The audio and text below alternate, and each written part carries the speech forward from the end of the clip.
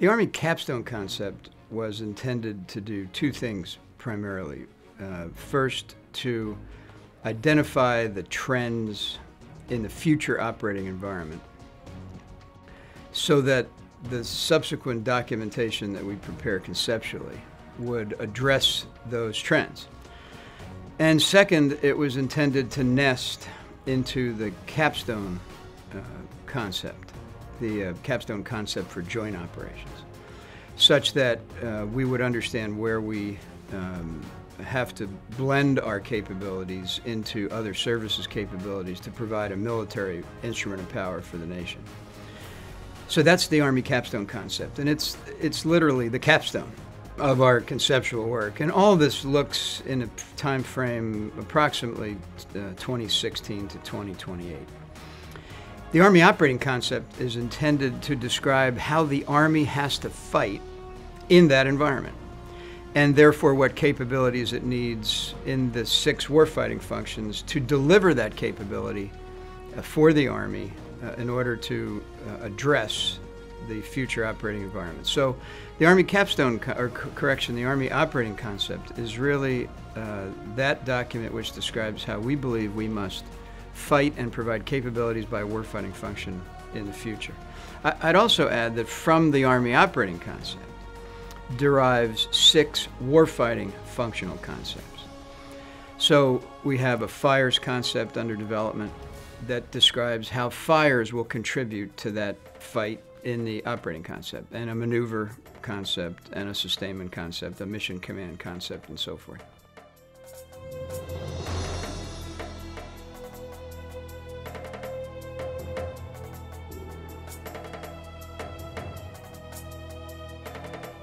There's two, let's call it, there's several, but there are two ideas I'd like to highlight in the Army operating concept. And one is the idea that our Army has to be able to perform 2 fundamental responsibilities in the operating environment. The first, these are not listed in any particular order, we have to be able to provide both wide area security, or security over wide areas. You know, this doesn't have to become a semantic drill, but security over wide areas. And we have to be able to maneuver, and we describe it in the operating concept as combined arms maneuver.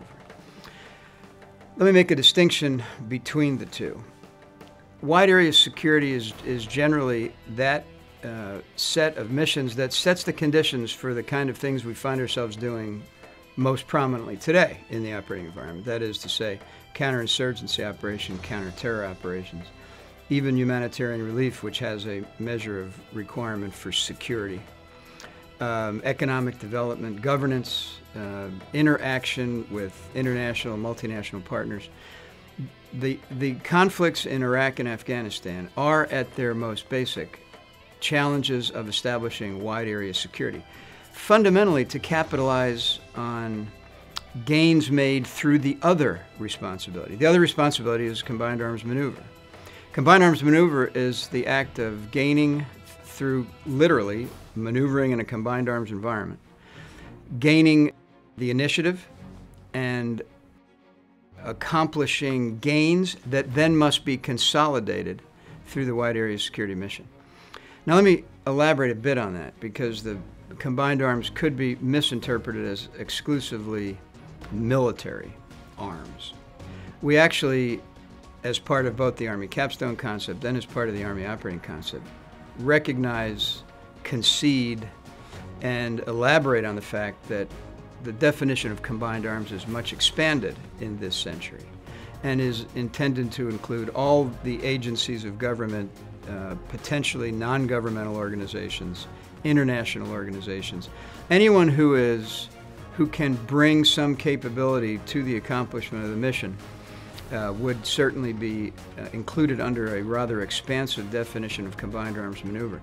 But the important point to take away from this is that those 2 fundamental responsibilities, the ability to maneuver, to gain the initiative, to seize and maintain the initiative, and then the ability to consolidate those gains through wide area security, are a much more precise way of describing what we have to deliver for the nation, and breaks the paradigm in some ways of this unhelpful distinction between COIN and MCO.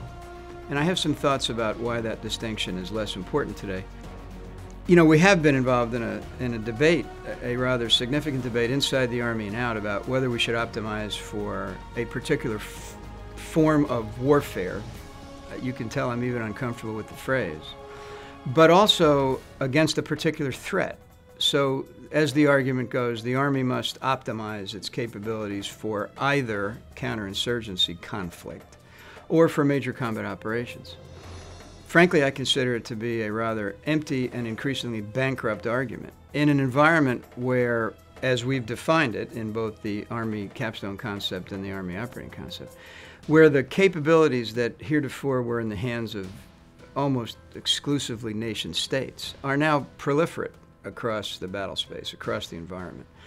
So, hearkening to our own experiences of the last 9 years, but also to those of others around us, notably the Israelis in Lebanon in 2006, I think it's fair to say that we should expect in wherever we are employed, and whether we're employed in a maneuver environment or into a wide area security environment, we should expect that militias, non-state actors, potentially state actors, criminal organizations, will have military capabilities that are almost indistinguishable from each other. The IED is clearly an enduring threat on any battlefield in any mission, as to are some anti-tank capabilities, RPG-29.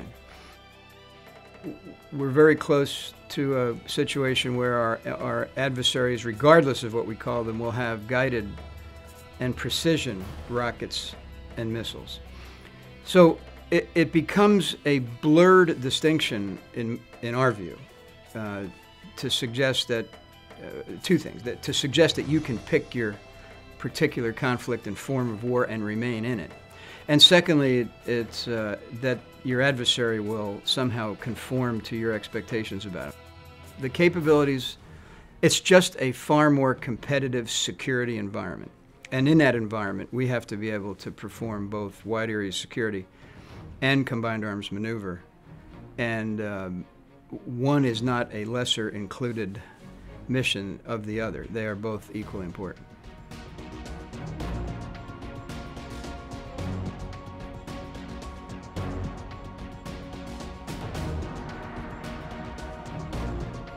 Well, I hope they're affected by the operating concept, or it's been kind of an intellectual drill, and we're committed not to allowing that to happen. In the first place, TRADOC's role for the Army is to ensure that all of these concepts are then form the basis against which, as I've already mentioned, the warfighting functional proponents will assess themselves. So if we establish the fact that we have to be able to perform both wide area security and combined arms maneuver, then the Fire Center, the Maneuver Center, Sustainment Center, Maneuver Support Center, Aviation, Intel, Signal have to assess their capabilities against those two broad responsibilities. So that drives a lot of work in terms of organizational design, manning, on the one hand. And then on the other hand, in terms of training and leader development, we would expect this conceptual work to inform the way we train at home station and, of course, and notably at the combat training centers. So that when we have a training event, when we start to have time as an Army to do more than just prepare for the next deployment, and we're approaching that point, then we would begin to design scenarios, training exercises to ensure that we could assess ourselves against the ability to do both wide area security and combined arms maneuver. And then I would say in the area of leader development, this will inform us a great deal about what we have to expect of our leaders in the future. So, for example, we know intuitively that because in the wars in Iraq and Afghanistan we've decentralized operations, we know that we've placed more capability, more responsibility, and more authority in the hands of increasingly junior leaders. So I often say that there are battalion commanders in Afghanistan and Iraq who have more capability than I had as a division commander in Baghdad in 2003. So we've made incredible adaptations at the tactical edge. We haven't fundamentally changed our leader development model to account for the fact that we're pushing all this responsibility to the edge. So this concept now begins to allow us to consider the key attributes that exist in leader attributes that reside in FM 622, leader attributes that reside in our Army leader development strategy.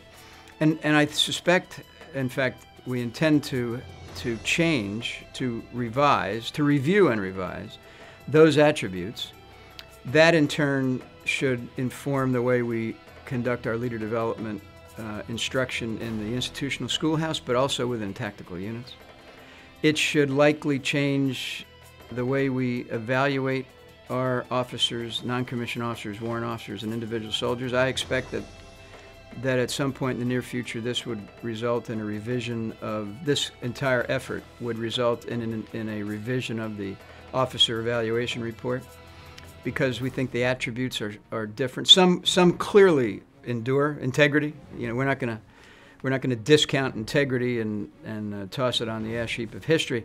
But adaptability, for example, may be an attribute for this operating environment and this operating concept that we value more. And then we have to find ways to measure it. We have to find ways to evaluate it. We have to reward it in our promotion and selection.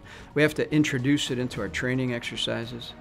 So I'd expect that training exercises would have a component of uncertainty and surprise built into the exercise so that we can assess our leaders' ability to react to adversity and to uncertainty.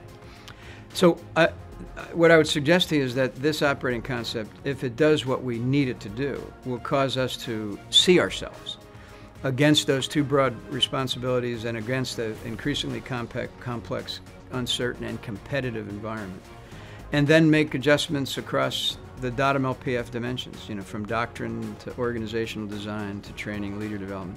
And none of this will happen overnight. I mean, I'm not suggesting that we publish the document and the Army turns 180 degrees and counter marches, because it doesn't have to. We're doing quite well, thank you. But we have to continue to adapt, and this is the way we're trying to encourage and drive institutional adaptation.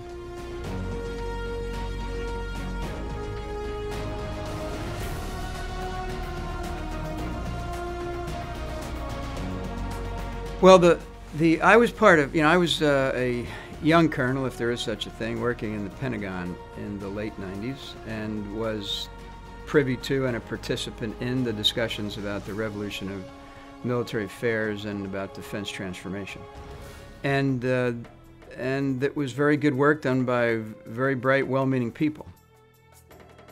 I personally believe, looking back at myself, I'm not looking at either the institution or those that manned it in those days, but I personally believe that I was a bit, and potentially we were a bit, seduced by the promise of technology in that euphoria of the revolution of military affairs. And it was sort of euphoric, and we made some decisions about organizational design and about systems acquisition on the promise that technology could deliver knowledge dominance. If you recall, those revolutions were based on the promise that technology could deliver knowledge dominance. We could, you recall, see first, we could understand first, we could act first, and in so doing, we could win decisively. Technology would also allow us to develop the situation from standoff. And then, when appropriate, we could deliver munitions with great precision. And in consequence of that, our formations could be less, let's call it less robust, less redundant, because with knowledge dominance, you could precisely target, both with guided munitions, but also with your ground formations. You could precisely target them because you had knowledge dominance. I mean, look, the lessons of the last 9 years of war have revealed that, first of all, that our adversaries read what we write, incidentally. And so the adversaries we confront today, in addition to having the capabilities I described previously that are very competitive to our own, they've also understood where we completely overmatch them, and they avoid that. So they don't mass, they decentralize. They don't hide out in open fields, they mingle among the population. They network using emerging commercial technologies. They syndicate, they form ad hoc groups for particular periods of time, and then they disperse again. That could be criminal groups or terrorist groups or militia groups. So what essentially happened is this promise of knowledge dominance was unfulfilled. I mean, it just simply was unfulfilled.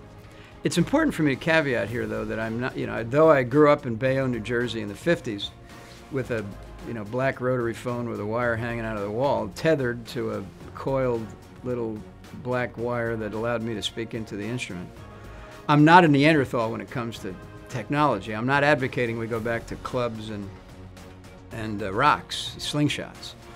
What I am suggesting, and what we've suggested in these documents, is that we have to be cautious about technology. And that some of the decisions we made in organizational design, for example, on the promise of technology, because they've been unfulfilled and are not likely to be fulfilled, should be reconsidered. So what we're suggesting in the Army capstone concept and the Army operating concept, and what will emanate from it, is that we challenge, or at least relook. My suspicion is we will eventually challenge some of the, and perhaps many of the assumptions of the revolution of military affairs and defense transformation, as well as, incidentally, some of the assumptions of modularity. And then, in a deliberate way, we bring decisions to key leaders on force mix, force design, grade distribution, and we articulate where technology can enable, because technology is a wonderful enabler. But I think our projections into the future will be more grounded and less leap ahead as a result of this analysis. Yes, the Army's going in the right direction, which is to say that the Army does what the nation asks it to do. And we have an Army that has demonstrated incredible resiliency and courage and resolve and determination. And when I talk about the Army, I'm talking equally about those in uniform, the families that support them, and our DA civilians.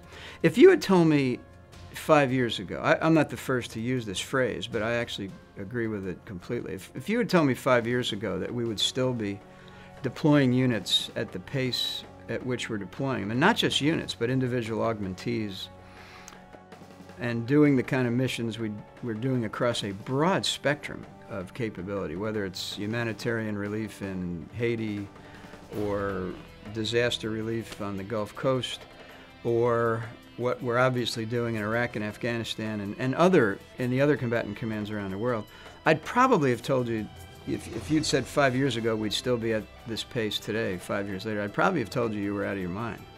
Because I didn't think that a volunteer force of the size we have at a one-to-one, essentially one-to-one boots on the ground dwell ratio could sustain itself. Now, we have exposed some potential challenges because of that pace. We already mentioned wide area security combined arms maneuver, and our training regimen right now is very firmly fixed, as it should be, against a wide area security responsibility, because that's what we're doing in Iraq and Afghanistan. However, there are scenarios clear to everyone that could involve maneuver, and we've got to rekindle those skills to accomplish that responsibility. We have, in many cases, pushed to the right, tabled some of our leader development, professional military education. We're a profession because we have a monopoly on the use of force on behalf of the nation when force is required.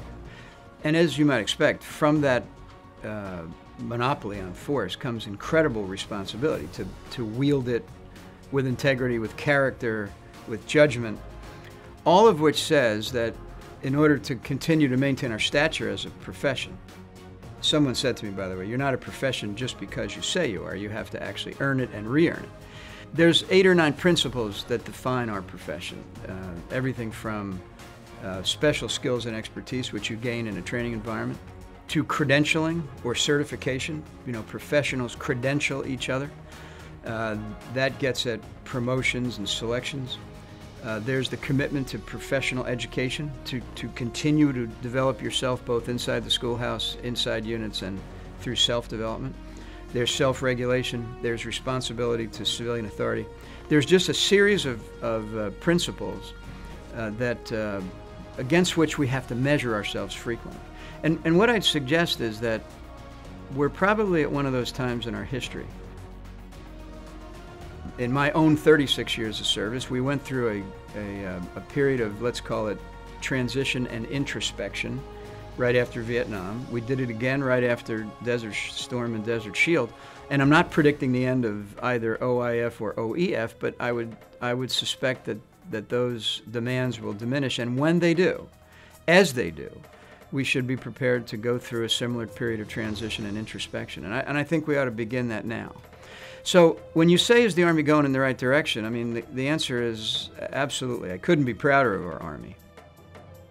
But I will be equally proud of it when it allows itself to go through this period of transition and introspection and then come out on the other side a better Army.